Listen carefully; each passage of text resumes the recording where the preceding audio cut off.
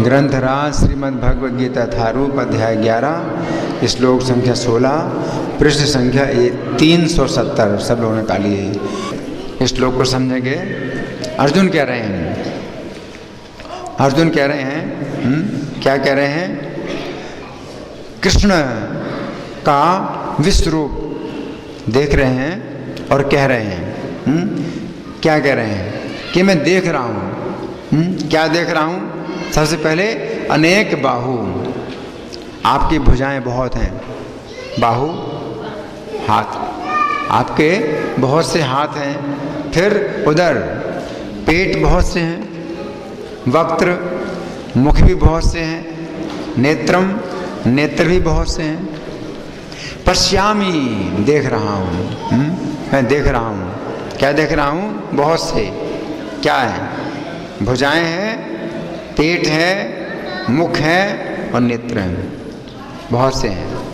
पश्यामि त्वाम सर्वतो अनंत रूपम, सब ओर से आपके अनंत रूपों को देख रहा हूँ। सब ओर, जहाँ देखो वहीं आपके अनंत रूप दिखाई दे रहे हैं। अनंत रूपम ना अंतम, ना तो मैं अंत देखता हूँ कहीं पर, ना मध्यम, ना बीच में देखता हूँ कोई, है ना, आपका मध्य कहाँ है, और ना पुनस्तवादिम, और प्रारंभ कहाँ से हो रहा है आपके शरीर का, न वो दिखाई पड़ रहा है। पश्यामि विश्वेश्वर विश्वरूप, मैं नहीं देख रहा हूँ। तो तीन चीज़ें नहीं देख रहा हूँ, ना तो आपका आपके शरीर का अंत देख रहा हूँ, ना आपके शरीर का मध्य देख रहा हूँ, ना आपके शरीर में आदि देख रहा हूँ, प्रारंभ देख रहा हूँ। विश्वेश्वर विश्वरूप, हे विश्वेश्वर हे विश्वरूप, ये दो संबोधन अर्जुन ने भगवान के लिए प्रयोग किए। पहला विश्वेश्वर, हे विश्व के ईश्वर, और दूसरा विश्वरूप, हे विश्वरूप, है ना। अब हम सुनेंगे प्रभुपाद तात्पर्य में क्या लिखते हैं। श्रील प्रभुपाद की जय। कृष्ण भगवान है और असीम है, अतः उनके माध्यम से सब कुछ देखा जा सकता था। तो प्रभुपाद का इतना ही तात्पर्य है। क्या तात्पर्य है? कि कृष्ण भगवान है और असीम है। असीम तो कोई सीमा नहीं है कृष्ण जो अपना रूप दिखलाया, बातें नहीं, बातें नहीं। बातें कौन कर रहा है यहाँ पर? अपने बच्चों को संभालिए, बच्चे भी बिल्कुल शोर नहीं करें और आपस में कोई बातें ना करें, बिल्कुल शांत। हाँ, तो प्रभुपाद क्या लिखते हैं कि कृष्ण भगवान है और असीम है, तो उनके माध्यम से सब कुछ देखा जा सकता था। सब कुछ है।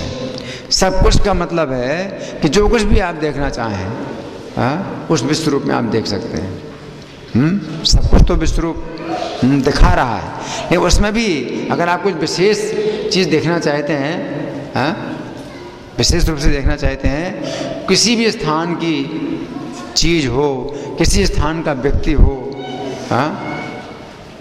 कोई स्थान हो, आप देखना चाहें तो आप देख सकते हैं भगवान के विश्व रूप में। और सब कुछ का मतलब ये है कि पहले भी जो कुछ हुआ, इस समय जो कुछ हो रहा है और जो कुछ आगे होने वाला है, वो भी आप देख सकते हैं। केवल आप इच्छा करें तो भगवान के विश्व रूप में वही दिखलाई देगा सब कुछ।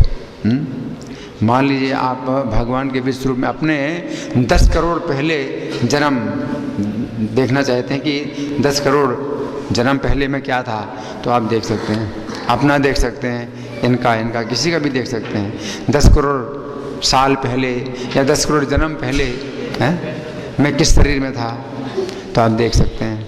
किसी के बारे में देख सकते हैं, है ना, या पहले कैसी घटनाएं हुई, क्या घटना हुई, वो भी आप देख सकते हैं। सब कुछ रिकॉर्डेड, हर चीज़ रिकॉर्ड है उसमें, है सब कुछ रिकॉर्ड है भगवान के विश्व रूप में। आप देखना चाहें कुछ भी। प्राचीन काल में देवताओं असुरों का जो युद्ध हुआ था, अगर देखना चाहें तो वो भी दिखाई देगा। राम रावण का युद्ध हुआ था, कैसा था वो राम रावण का युद्ध, तो वो भी देख सकते हैं उसमें। हिरण्यकशिपु का शरीर कितना बड़ा था, कैसा था, नरसिंह भगवान ने कैसे उसका वध किया था, वो भी आप देख सकते हैं। तो जो जो भी लीलाएं हैं भगवान के जो है, कौन कौन से अवतार हुए, कितने अवतार हुए, कब हुए, किस स्थान में भगवान का कौन सा अवतार हुआ, वो भी देख सकते हैं, वो लीला भी देख सकते हैं उसमें, है ना। वामन देव के अवतार की लीला देख सकते हैं, वामन देव ने कैसे अपना पैर बढ़ाया था और तीनों लोगों को नापा था, बलि के यज्ञ में कैसे आए थे, शुक्राचार्य ने क्या बोला था, बलि महाराज ने फिर क्या बोला, वामन देव ने क्या बोला, ये सब बातें भी आप देखना चाहें तो उसमें देख सकते हैं। भगवान के विश्व में पहले जितनी भी घटनाएं हो चुकी हैं और जितने स्थान की घटनाएं हैं, सब कुछ उसमें दिखाई देगा, है ना। तो सब कुछ यहाँ प्रभुपाद लिखते हैं, अतः उनके माध्यम से सब कुछ देखा जा सकता था, है ना। तो प्रभुपाद का तात्पर्य यहाँ समाप्त हुआ। अब एक व्याख्या है इस श्लोक की, ये संत ज्ञानेश्वर ने जो लिखी है, तो ये पुरानी मराठी भाषा में ये व्याख्या लिखी है, लेकिन उसका किसी ने अनुवाद किया है तो वो बड़ा अच्छा हिंदी में अनुवाद किया है। हिंदी में उसकी कविता भी बनाई है जिसको ओवियाँ बोलते हैं, ओवियाँ, मराठी में ओवियाँ होती हैं, ओविया में जो है उसका जो है कविता भी बनाई है ना, संत ज्ञानेश्वर की लिखी हुई। तो इसको आप सुनिए बड़े ध्यान से, इसमें संत ज्ञानेश्वर व्याख्या कर रहे हैं। इस दिव्य दृष्टि के सामर्थ्य से जो मैं चारों ओर देखता हूँ, अर्जुन कह रहे हैं ना, इस दिव्य दृष्टि के सामर्थ्य से जो मैं चारों ओर देखता हूँ, तो आपके बाहुदंडों से मानो आकाश भरा हुआ है, भुजाएं ही भुजाएं, पूरे आकाश में आपकी भुजाएं ही भुजाएं दिखाई दे रही हैं, है ना। उस दिव्य चक्षु बल से निहारों जब चहु ओर से, तब फूटत बाहु दंड से अंकुर आकाश का।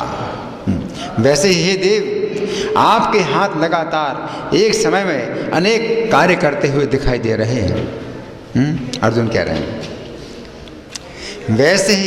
वैसे एक ही निरंतर देखूं देव आपके करत संपूर्ण व्यापार एक ही समय। मानो ब्रह्म के विस्तार में ब्रह्मांडों के भंडार ही प्रकट हुए हों, ऐसे अनगिनत उधर दिखाई दे रहे हैं। और महाशून्य संपैसार खुलत ब्रह्म कटाह के भंडार, वैसे देखत अपार उधर आपके। अरे आपके हजार मस्तकों से युक्त स्वरूप एक साथ दिखाई दे रहे हैं। वैसे ही परम ब्रह्म रूपी वृक्ष मुख रूपी फलों के भार से झुक गया, ऐसा प्रतीत होता है।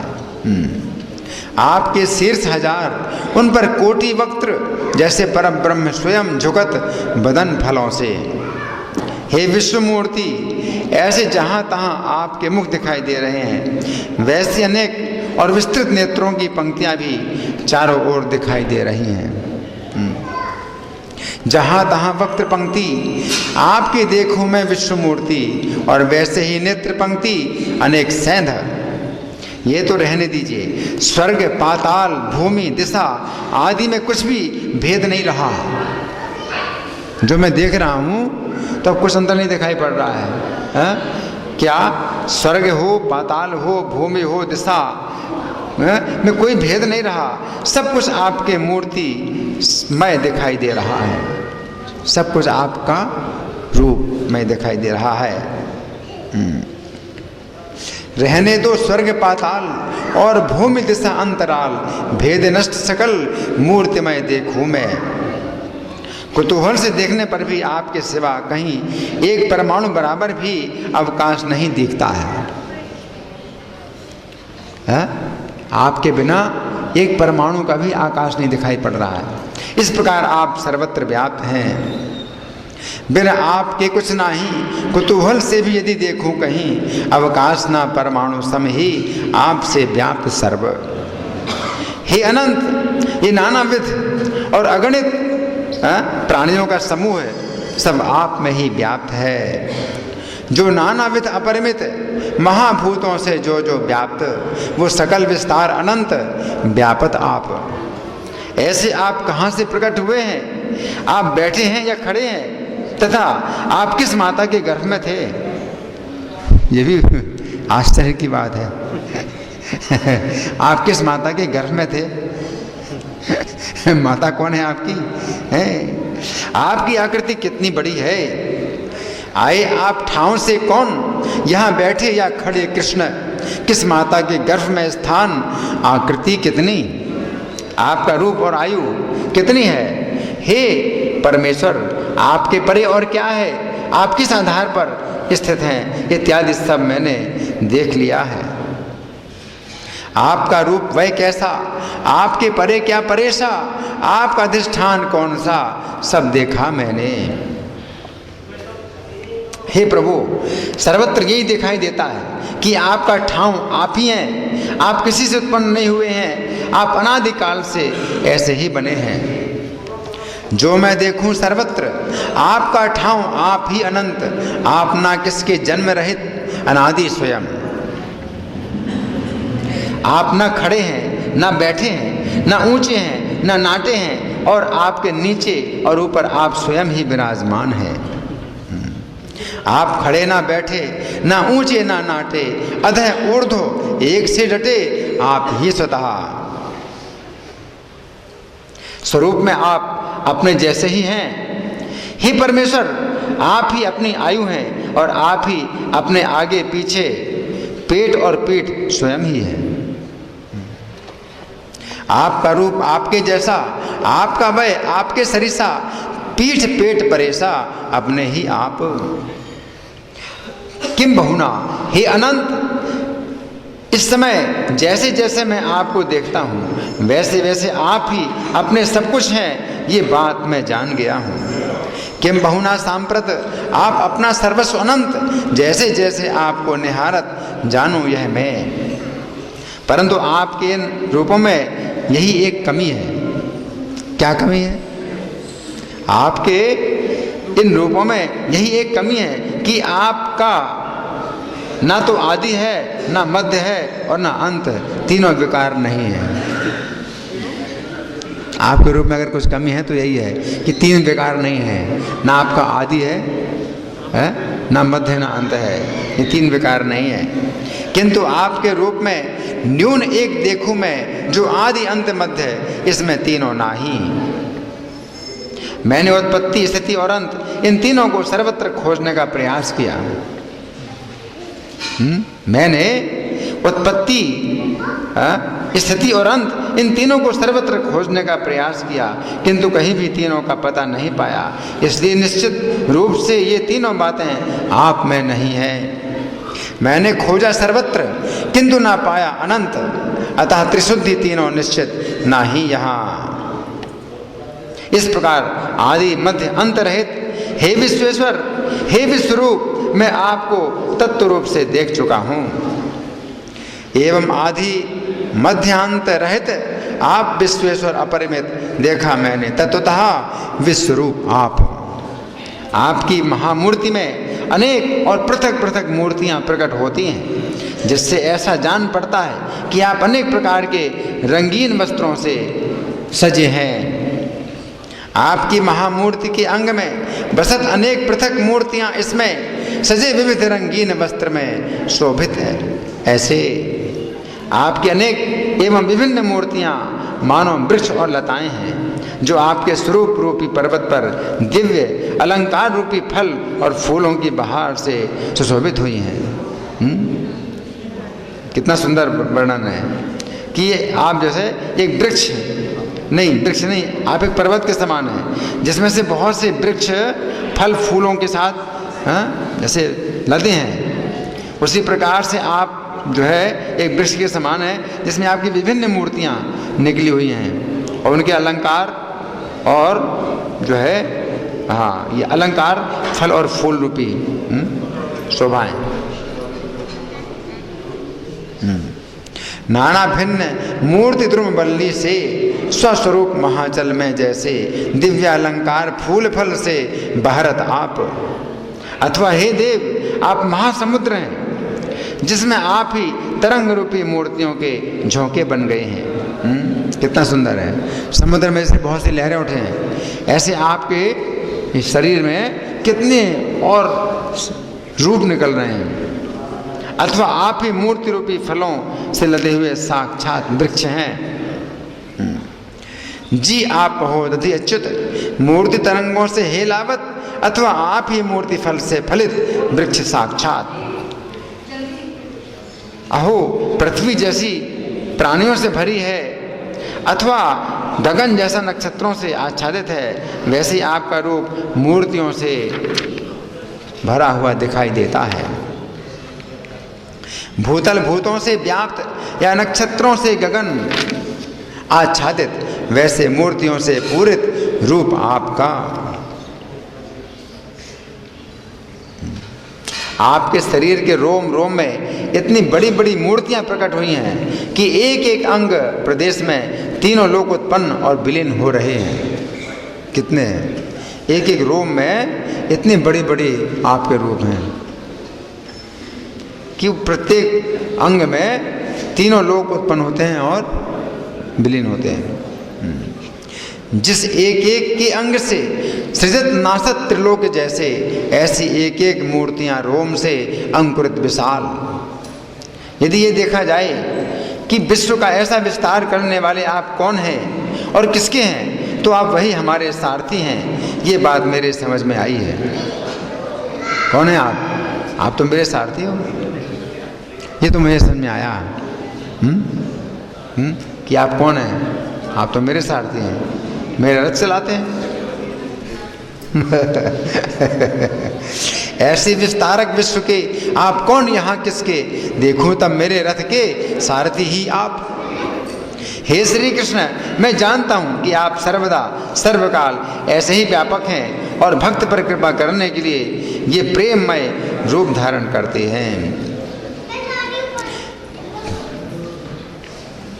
मुझे भासत हे कृष्ण आप सर्वत्र व्यापक समान, किंतु भक्तानुग्रहार्थ है सगुण धरत रूप। कैसी सुंदर श्यामल ये चतुर्भुज मूर्ति है, किसे देखते ही मन और नेत्र दोनों हर्षित होते हैं, और यदि आलिंगन देना चाहें तो ये दोनों हाथ में समा सकती है। ऐसी मनोहर मूर्ति सकृप धारण करत ये विश्व रूप, दृष्टि हमारी सलेप जो माने सामान्य। नहीं, दूसरा वाला है। कैसी चतुर्भुज श्यामल मूर्ति देखत हरकत नेत्र वृत्ति, आलिंगनार्थ समावत अति प्रीति भुजाओं में दो। हे विश्वरूप, कैसी सुंदर मनोहर मूर्ति आप हम भक्तों पर कृपा करने के लिए ही धारण करते हो, किंतु ये तो हमारी आज्ञा से लिप्त दृष्टि का ही दोष है जो हम आपको सामान्य समझते हैं। ऐसी मनोहर मूर्ति सकृप धारण करत ये विश्वरूप, दृष्टि हमारी सलेप जो माने सामान्य। वो हमारी दृष्टि का दोष अब नष्ट हुआ है। अर्जुन कह रहे हैं क्या? वो हमारी दृष्टि का दोष अब नष्ट हुआ है, क्योंकि आपने हमें सहज ही दिव्य दृष्टि दे दी है। इससे आपकी यथार्थ महिमा दिखाई दी है। वो दृष्टि दोष अब नष्ट जो आपसे दिव्य चक्षु प्राप्त, इसलिए देखी स्पष्ट महिमा आपकी। मैं खूब अच्छी तरह जान चुका हूँ कि आप जो हमारे मकरमुखी जुए के पीछे बैठे हुए थे, उन्होंने ही ये विश्व रूप धारण किया है। रथ मकर तुंड के पीछे अच्युत जो आप ही थे स्थित, वही हुए विश्व रूप निश्चित जानो मैं। तो इस तरह से ये जो है बहुत सुंदर वर्णन हुआ है। अगला श्लोक का भी तात्पर्य नहीं है, तो इसको भी हम पढ़ करके इसका भी व्याख्या पढ़ेंगे। श्लोक संख्या 17 है। किरीटिनं गदिनं चक्रिणं च तेजोराशिं सर्वतो दीप्तिमन्तं पश्यामि त्वां दुर्निरीक्ष्यं समन्तं दीप्तानलार्कैः द्युतिमप्रमेयं। किरीटिनं मुकुटयुक्त, गदिनं गदा धारण किए, चक्रिणं चक्र समेत, च तथा तेजः राशिं तेज सर्वतः चारों ओर, दीप्तिमंतम प्रकाश युक्त, पश्यामी देखता हूँ, त्वाम आपको, दुर्निरीक्षम देखने में कठिन, समन्तात सर्वत्र, दीप्त अनल प्रज्वलित अग्नि अर्क सूर्य की, द्युतिम धूप अप्रमेयम अनंत, आपके रूप को उसके चकाचौंध तेज के कारण देख पाना कठिन है, क्योंकि वह प्रज्वलित अग्नि की भांति अथवा सूर्य के अपार प्रकाश की भांति चारों ओर फैल रहा है। तो भी मैं इस तेजोमय रूप को सर्वत्र देख रहा हूँ, जो अनेक मुकुटों, गदाओं तथा चक्रों से विभूषित है। इसकी व्याख्या है, हे श्री कृष्ण, आपके मुकुट पर क्या वही नित्य धारण किया हुआ मुकुट नहीं है, परंतु उसका भी का तेज और उसकी महिमा बड़ी न्यारी और आश्चर्यकारक प्रतीत होती है।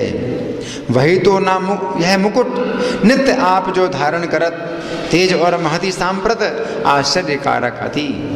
हे विश्वमूर्ति, क्या आपके ऊपर वाले हाथ में वही चक्र नहीं है, जिसका आकार और चिन्ह अभी भी कायम है? क्या वही ना ये फिरता चक्र, जो ऊपरी हस्त में विश्वाधार, चिन्ह उसका साकार कायम अब भी? दूसरे हाथ में वही गदा है और नीचे की ये दोनों शस्त्र रहित भुजाएं आपने रथ की बागडोर थामने के लिए फैलाई हुई हैं। दूसरे हस्त में वही गदा, तल भुजा निरायुधा, बाघ समारने गोविंदा फैलाई दोनों।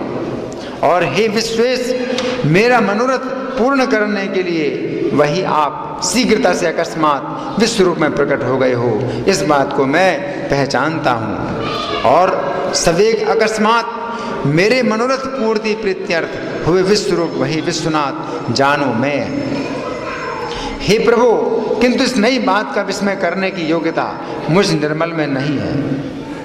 मैं कितना निर्बल हूँ, इस नई बात का विस्मय करने की योग्यता मुझ निर्बल में नहीं है। मेरा चित्त तो इस आश्चर्य से दिग्भ्रमित हो गया है, किंतु कैसा ये नवल विस्मय भी न कर पाऊँ मैं निर्बल, चित्त होत भ्रमित सकल आश्चर्य से। इस आपकी अंग प्रभा की नूतनता ऐसी व्याप्त है कि ये स्वरूप यहाँ है और वहाँ नहीं, ऐसा विचार भी मैं नहीं कर सकता। ये यहाँ है यहाँ नाही, विचार को अवकाश न कुछ ही, अंग प्रभा की नबलताई व्याप्त है सर्वत्र। इस विश्व रूप की प्रभा से अग्नि की दृष्टि भी मंद हो जाती है।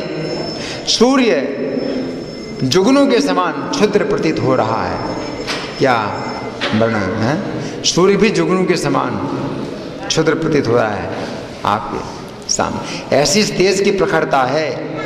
यह अग्नि की भी दृष्टि झपकत सूर्य खद्योत जैसे भासत, ऐसी तीव्रता अद्भुत तेज की इस अथवा महातेज के महासमुद्र में मानो संपूर्ण सृष्टि डूब गई है।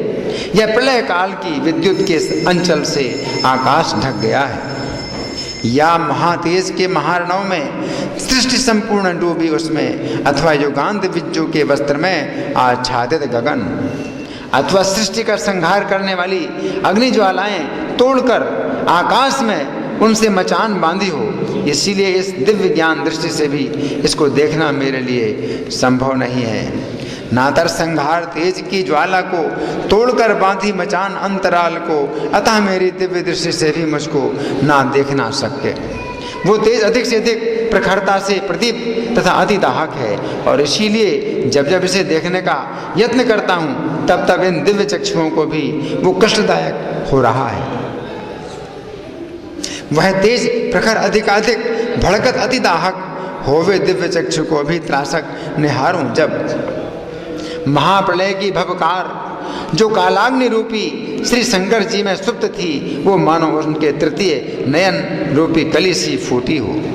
जी यह महाप्रलय का बहनी रुद्र में जो गुप्त कालाग्नि, वो खुली कलिका कलियानी तृतीय नयन को जैसी, तथा चारों ओर उस विस्तृत प्रकाश में पांचों अग्नियों की ज्वालाओं से वेष्टित इस ब्रह्मांड के कोयले हो रहे हैं।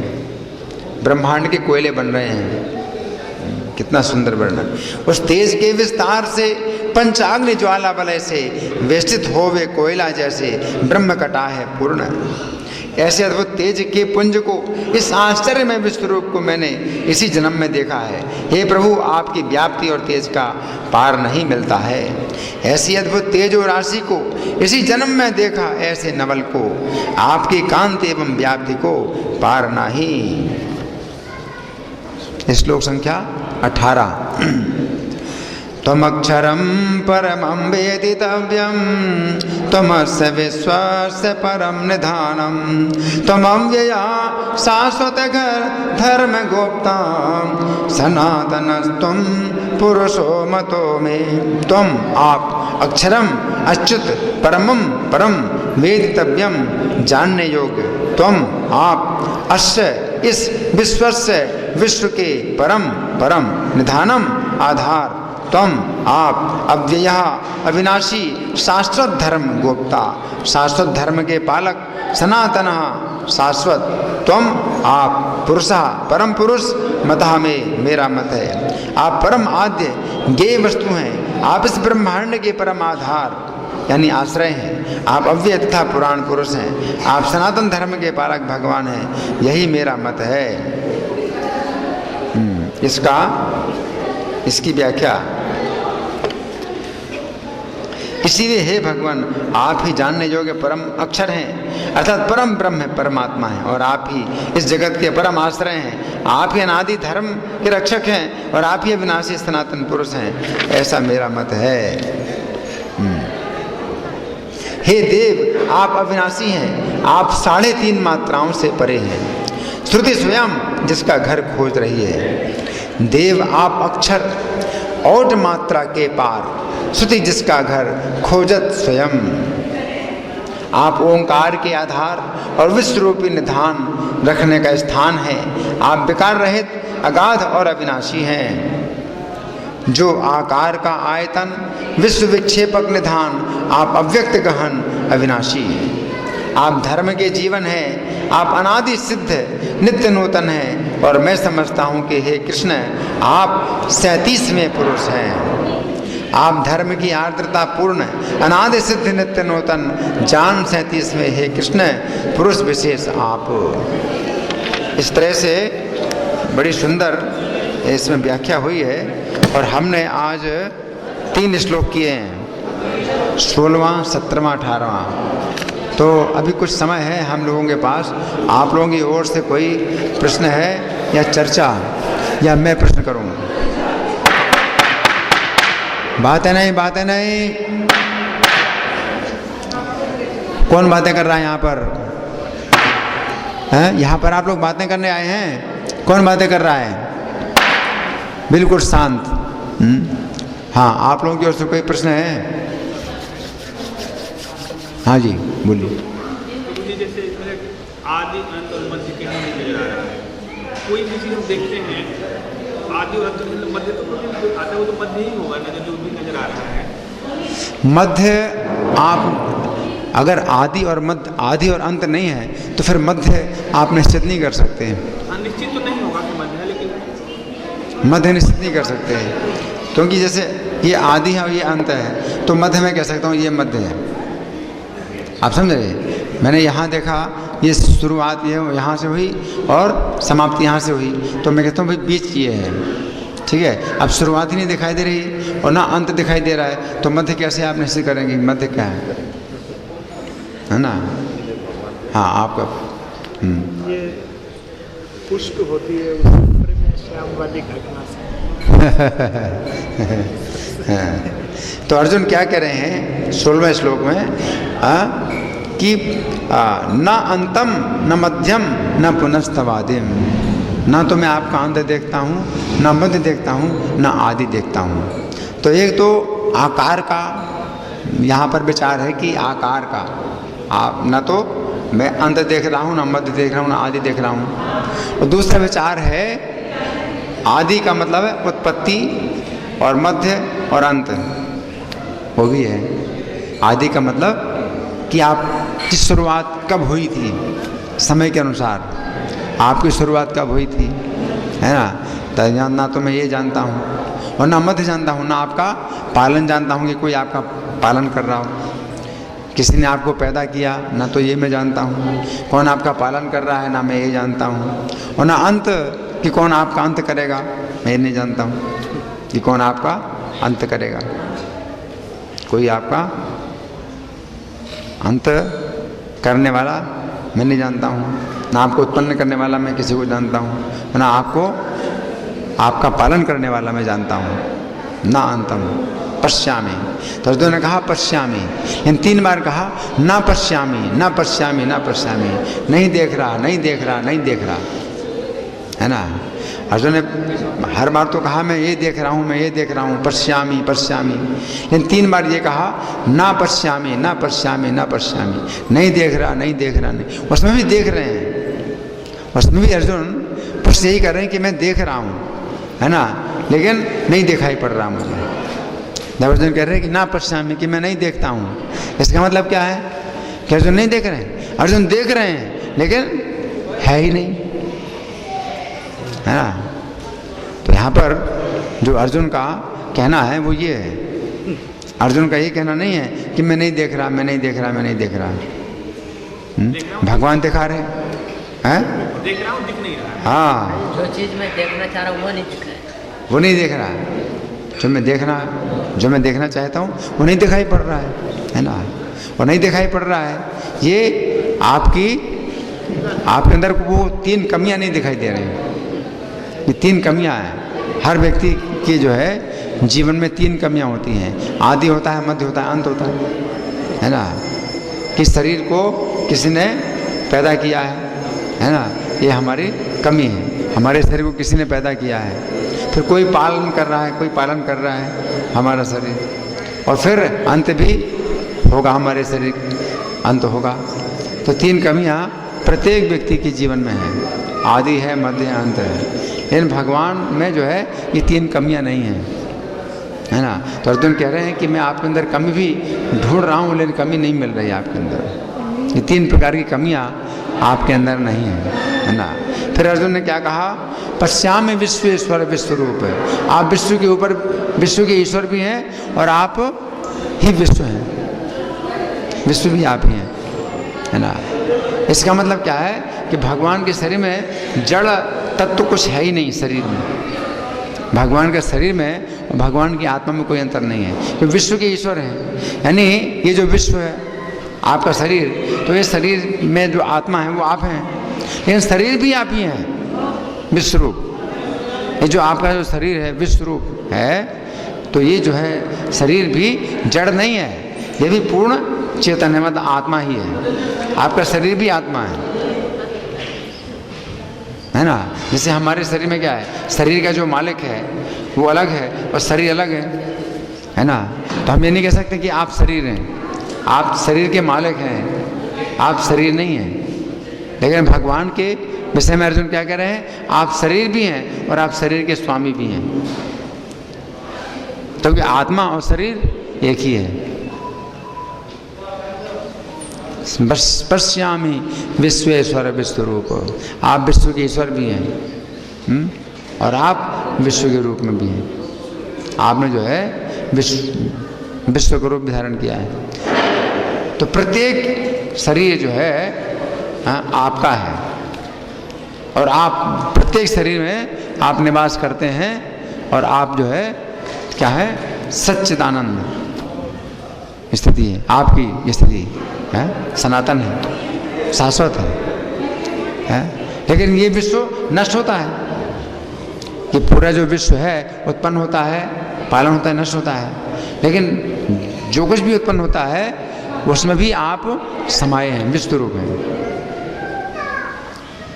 पश्यामि विश्वेश्वर विश्वरूप। इसके बाद 17वां श्लोक है, किरीटिनम गदिनम चक्रिणम चा। मैं आपको देखता हूँ कैसे हैं, किरीटिनम, मुकुट धारण किए, और कितने भी सिर हैं उनके, सब सिरों में मुकुट हैं। कितनी शोभा है। किरीटिनम, जितने भी आपके मुख हैं प्रत्येक मुख में सिर है और प्रत्येक सिर में मुकुट है। किरीटिनम, है ना। वो भगवान का जो रूप है वो ऐसा नहीं, राक्षस की तरह नहीं है भगवान है। राक्षस के खुले खुले बाल होते हैं, बहुत बुरा विकृत शरीर होता है, ऐसा नहीं है। हाँ, आपके शरीर में सुंदर मुकुट, मुकुटों की शोभा है। किरीटिनम गदिनम, और गदा भी धारण करते हैं। चक्रिणम च,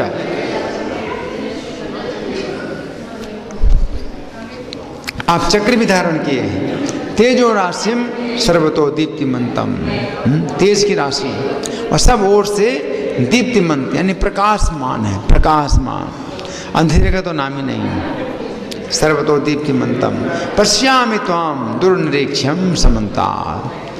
हालांकि दिव्य दृष्टि आपने मुझे दी है, लेकिन तो उस दिव्य दृष्टि के द्वारा भी देखना आपको बड़ा मुश्किल हो रहा है। प्राकृत नेत्रों से तो कोई देख ही नहीं सकता भगवान को, लेकिन दिव्य दृष्टि से भी जो है आप सब ओर से क्या है, दुर्निरीक्षम, देखना बड़ा मुश्किल है। दुर्निरीक्षम समन्तात् दीप्त अनल अर्क द्वितीयम, जो है दीप्त अनल के समान है, यानी प्रज्वलित अग्नि के समान या सूर्य के समान आपका जो है प्रकाश है। अप्रमेयम, अप्रमेय का मतलब आपकी कोई माप नहीं है, आपको नापा नहीं जा सकता। अप्रमेयम। फिर 18वां श्लोक है, त्वमक्षरम परमम वेदितव्यम, आप परम अक्षर हैं, आप परम अक्षर हैं। वेदितव्यम, वेदितव्यम का मतलब जानने योग्य हैं। आपको अगर नहीं जाना तो कुछ नहीं जाना, जो भी जाना सब बेकार है। अगर आपको नहीं जाना तो जो कुछ भी जाना वो सब बेकार है। आजकल की जितनी भी साइंस है, विद्या है, वो सब बेकार है, क्योंकि इसमें भगवान को नहीं जाना जाता, कोई भगवान को नहीं जानता है। आजकल की जितनी पढ़ाई लिखाई है वो सब बेकार है, उसमें भगवान का कोई नियंत्रण नहीं दिखाई पड़ रहा है कि भगवान का नियंत्रण हो रहा है हर चीज़ में, कैसे भगवान का नियंत्रण हो रहा है, इसलिए बेकार है। आजकल की जो है, जो भी इतिहास, भूगोल और भौतिक शास्त्र, साइंस शास्त्र, जितने भी विषय हैं, ये सब बेकार हैं। इन विषयों में आपका जो है चूँकि गुणगान नहीं है, आपका जो है वर्णन नहीं है, तो जितना भी वर्णन है, जितने भी जो है आजकल की विद्याएं हैं, ये सब बेकार है। परमम वेदितव्यम, आप परम जानने योग्य हैं, सबसे अधिक जानने योग्य आप ही हैं। परमम वेदितव्यम तमस्य विश्वस्य परम निधानम, आप इस विश्व के परम निधान हैं। निधान का मतलब आधार, आधार तो आप ही हैं, इस संपूर्ण विश्व के आधार आप ही हैं। जबकि आजकल की विज्ञान क्या कहती है कि विश्व का कोई आधार नहीं है, क्या कहते हैं आजकल के वैज्ञानिक लोग, क्या कहते हैं, असत्यम अप्रतिष्ठम ते जगत आहुरणेश्वरम, इस जगत का कोई आधार नहीं है, इस जगत में कोई सत्य नहीं है, इस जगत का कोई ईश्वर नहीं है ना। तो यहाँ पर कहते हैं तमस्य विश्वस्य परम निधानम, इस विश्व के परम आधार तो आप ही हैं। तुम अव्यया शाश्वत धर्म गोप्ता, आप अविनाशी हैं और अविनाशी धर्म के रक्षक भी हैं। तुम अव्यया शाश्वत धर्म गोप्ता, जो शाश्वत धर्म की रक्षा करने वाले आप ही हैं ना। क्योंकि जिस धर्म की भगवान ने स्थापना की है, उस धर्म को नष्ट करने के लिए कितनी कितनी चेष्टाएं हुई और हो रही हैं, लेकिन धर्म नष्ट नहीं हो रहा है, क्योंकि आप रक्षा करने वाले हैं धर्म की, इसलिए धर्म नष्ट नहीं होता। नहीं तो कब का नष्ट हो गया होता। लेकिन वो धर्म अभी भी बना हुआ है। शाश्वत धर्म गुप्ता सनातनस्तुम पुरुषो मतो में, तो आप सनातन पुरुष हैं, ऐसा मेरा मत है, यही मेरा मत है, मतों में ये मेरा मत है। तो अर्जुन जो मत दे रहे हैं, तो वही मत जो है हमें भी लेना चाहिए, अर्जुन का मत लेना चाहिए, है ना। अर्जुन का मत ये है। बहुत से लोग इस गीता में अपना मत घुसेड़ते हैं, है ना, जिससे फिर ये गीता जो है दूषित हो जाती है। जो कृष्ण का मत है, जो अर्जुन का मत है ना, तो वो गीता का मत है। अगर इसमें अपना मत कुछ घुसेड़ो कि मेरा मत ये है, मेरा विचार ये है, तो गीता क्या हो जाएगी, दूषित हो जाएगी। अपने मत से गीता को दूषित नहीं करना चाहिए। कृष्ण क्या है? सनातन तुम पुरुषो मतो में, आप सनातन पुरुष हैं, ऐसा मेरा मत है। आप सनातन पुरुष हैं, है ना? तो अब मैं प्रश्न करूं? मैं प्रश्न करूं? ठीक है, मैं प्रश्न कर रहा हूं। अच्छा, तो अर्जुन ने भगवान को जो है 2 शब्दों से संबोधित किया, एक तो विश्वेश्वर और एक विश्वरूप। तो इनमें क्या भाव है अर्जुन का? अर्जुन ने कहा भगवान से, आप विश्वेश्वर हैं और विश्वरूप हैं। कौन बताएगा इसमें क्या भाव? विश्व के ईश्वर हो, विश्व पर, विश्व के ऊपर, हाँ। पर हो। और ब्रह्मांड के ब्रह्मांड के ऊपर, हाँ। और है ब्रह्मांड के स्वामी भी भगवान है, ब्रह्मांड भी भगवान है और ब्रह्मांड की ईश्वर। आप, हाँ, आप विश्व भी हैं और आप विश्व के ईश्वर भी हैं, है ना? तो उसमें मतलब भगवान की विशेषता बतलाई है। क्या विशेषता बतलाई भगवान की? जो ब्रह्मांड कि आपके शरीर में और आत्मा में अंतर नहीं है। जैसे हमारा शरीर है ना, तो अलग है, और हम शरीर से अलग हैं, जो शरीर के स्वामी हैं, शरीर के ईश्वर हैं, तो अंतर है ना, शरीर में और शरीर के ईश्वर में अंतर है। लेकिन आपके शरीर में और आपकी आत्मा में अंतर नहीं है। आप विश्वेश्वर भी हैं और आप विश्वरूप भी हैं, है ना? तो अर्जुन ने इस प्रकार से भगवान से ये स्तुति की है। तो अर्जुन की स्तुतियाँ जो है बहुत दिव्य हैं, बड़ी शक्तिशाली स्तुतियाँ हैं, है ना? धन्यवाद। ग्रंथराज श्रीमद् भगवद गीता की जय, जगत गुरु श्रील प्रभुपाद की जय, श्री श्री राधा पार्थ सारथी ललिता विशाखा गौर निताई सीताराम लक्ष्मण हनुमान प्रहलाद नृसिंह देव की जय हो।